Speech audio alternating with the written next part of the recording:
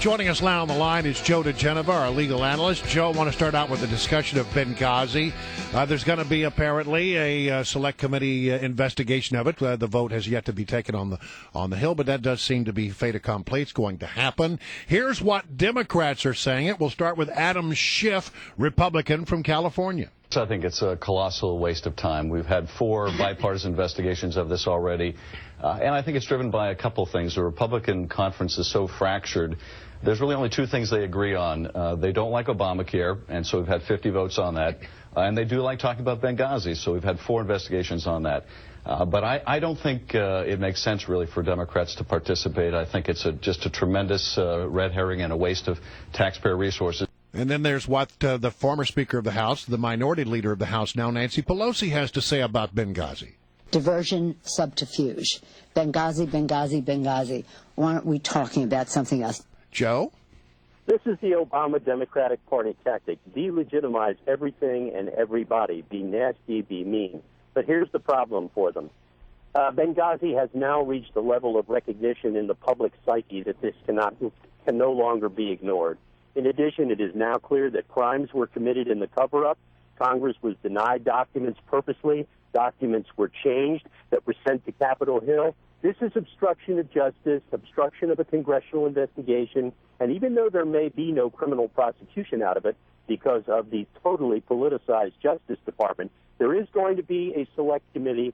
John Boehner has come to this conclusion about a year and a half too late, but better late than never. And if the Democrats don't want to participate, I say fantastic, because all they have been from the beginning of this is absolutely obstructionist, and they have. The most important thing is now certain facts will come out that would not have otherwise come out because of Judicial Watch's incredible performance. And by the way, let me just say what's going to happen now. The president, this is wag the dog territory. We are in wag the dog territory. I am predicting right now that the president is now, because of the problem associated with Benghazi, is actually going to go in to order the special forces and the CIA to go into Libya and get the people who committed the crime, something he has been unwilling to do up until now. Wow. All right, Joe. We're gonna mark this tape so we can come back to it when it happens. Joe, let me ask you about the machinations of this select committee. You've been a special counsel to a committee before, and you've also been a special prosecutor. A lot of talk about Trey Gowdy being the chairman of this committee, but I would like you to focus on who the special counsel should be and how this committee should function, so we don't have the situation where the congressmen spend all their time pontificating and talking instead of actually asking questions and getting the answers. Well, ordinarily a special counsel would be good in an investigation like this because you would have members who don't know how to ask questions. Trey Gowdy does. He's a former assistant United States attorney. He's a very fine lawyer. He is the one who has done the best questioning along with Jim Jordan and with Jason Chaffetz. The real question is, will there be chairmen of the other committees put on the select committee, people like Mike Rogers, who should never be on this committee in light of his performance, or the chairman of the Armed Services Committee, Buck McKeon, he should never be on this committee. If they pick the young Turks, the people like Trey Gowdy, Jim Jordan, Jason Chaffetz, this will be successful. I don't even know that they would need a special counsel, especially with somebody like Gowdy leading the questioning. Okay. All right, so look, I mean, they always say that when things like this start to happen, that it's never the crime, it's the cover-up. And it seems that the tipping point that has pushed this into a special investigation has been the fact that there was this document, which was obtained by Judicial Watch after they filed lawsuits and did their FOIA requests, that should have been given to Congress a long, long time ago. The sense now is that the administration has been covering up this matter from Congress. Well, I don't think there's any doubt to anyone who has a brain that they have been covering up since the night of the event, since September the 11th, 2012. But this is more serious than that as well. You can see a political cover-up. You could understand that although you might dislike it and you would want to get to the bottom of it, they committed crimes. When they withheld this document, knowing that it was relevant, they defied a congressional subpoena, and they did so with an intent to deceive because they changed the document that they actually produced to the committee. And interestingly enough, this document, the document that everyone now has, was produced by the State Department. A third party who had possession of it produced it. It wasn't even produced by the White House. Yep. See, there's a lot of bad reporting on this. People say the White House produced this. They did not. Yeah. The State Department produced this document. Joe, remind me, who was the Secretary of State? Oh, that was Hillary, wasn't it? Yeah. A woman who was born in Illinois and ended up living permanently in Arkansas.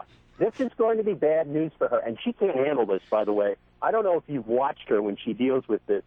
She has gone from defiance, which was the position she took before the Senate Foreign Relations Committee, to now this was the saddest thing that happened on her watch. She's very upset about it. All remorseful. Et cetera, et cetera. Let me just tell you something.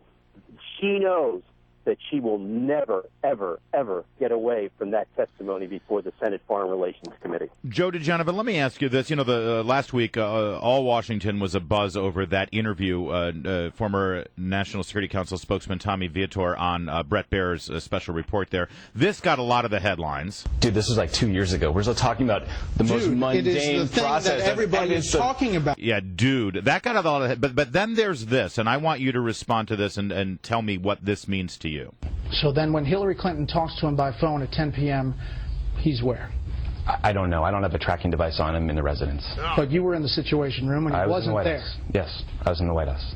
And the president was not in the Situation Room. Not in the room I was in. Okay. So now we know for sure where the president wasn't. We know he was in the White House, but we know he wasn't in the Situation Room. Knowing what you know about the events that night, what does this tell you? It tells us that the president was doing nothing that night about making orders to send people to rescue our people on the ground. He was doing other things.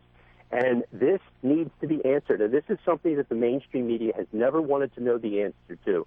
Where was the president? What did he do hour by hour? They're going to have to get this. So then when Hillary Clinton talks to him by phone... So sorry about that. I hit a button. That's okay. Well, keep going. I want you to finish your You thought. were saying? Joe, did we lose you? He can still No, hear I'm you. here. I'm here. Sorry, go ahead. We missed. The bottom line is that now is the opportunity to get answers to these questions. The president cannot withstand the scrutiny. That's why they lied later. That's why they tried to cover up. Remember, there's somebody else here who's got a lot of testimony to do, and that's Leon Panetta. He has never been forced to honestly say what he discussed with the president, why he didn't dispatch troops, why people were forced to shut up after this all happened. Leon Panetta is, I hate to say this about him because I've always liked him as a politician. His performance that night is shameful.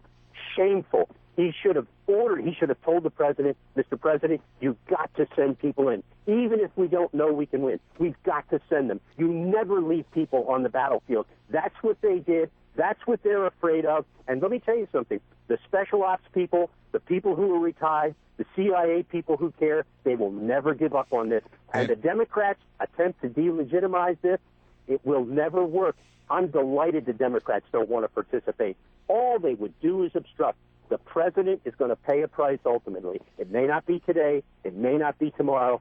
But his performance and Leon Panetta's was shameful that night. All right, Joe. Thank you so much. We appreciate it. You got it.